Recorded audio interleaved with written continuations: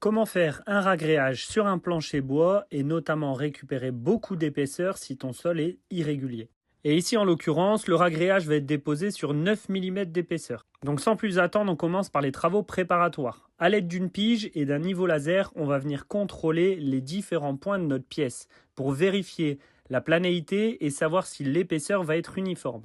Donc pour cela, je vais tout simplement utiliser une petite réglette en aluminium, me faire quelques repères dessus à l'aide d'un ruban de masquage et d'un point zéro. Maintenant, je vais prendre tout simplement des vis à placo pour dire de visser dans mon support et me faire différents points de contrôle pour pouvoir régler l'épaisseur de mon ragréage.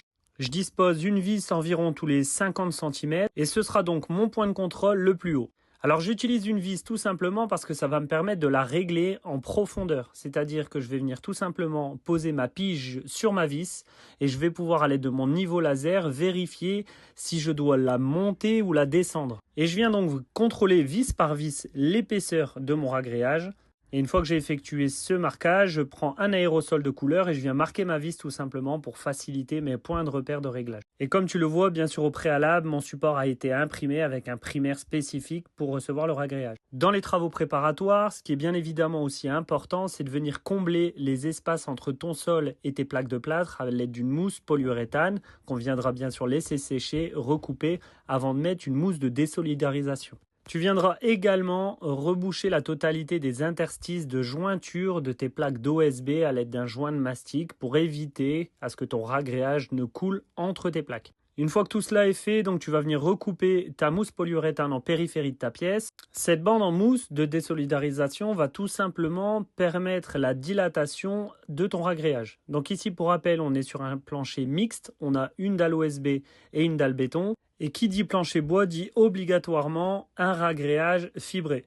Ce qu'il faut savoir sur le ragréage fibré, c'est un ragréage qui va exercer beaucoup de traction sur le support lors du séchage. Donc c'est d'ailleurs pour ça qu'on va venir mettre une bande de désolidarisation en périphérie. Concernant le matériel, on va utiliser un plâtoir flamand, tout simplement pour uniformiser la dépose du ragréage au sol, mais également un rouleau débuleur. Concernant la préparation de ton produit, je te conseille de mettre l'eau nécessaire au mélange de ton ragréage au préalable dans ton seau et de venir y déposer, soit en totalité, soit délicatement et tout doucement ton ragréage et de bien venir le malaxer. Surtout, c'est important de bien malaxer, ça va t'éviter tout grumeau. Et après, place à la dépose. Pour cette partie-ci, rien de bien sorcier, tu vas venir déposer uniformément ton ragréage et venir le lisser. Nous ici, on utilise le V150, le Prépasol 4S fibré. C'est un ragréage qui peut se travailler aussi bien en intérieur qu'en extérieur et qui a la possibilité de se mettre sur un plancher bois. Donc nous ici, on va donc déposer uniformément et venir à l'épaisseur des vis qu'on avait déposées au préalable la veille. Comme tu le vois, on la voit très bien ici. Donc on sait que notre dépose est à bonne épaisseur et on va pouvoir passer le rouleau débuleur, pas pour uniformiser le produit, mais pour casser éventuellement toutes les petites bulles d'air qui auraient pu se coincer dans le mélange lors du malaxage. Et maintenant, tu n'as plus qu'à répéter ça sur la totalité de la zone à ragréer.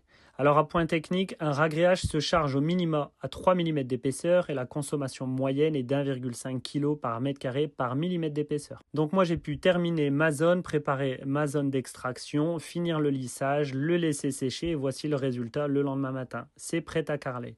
Et bon courage pour ton futur ragréage. Ciao.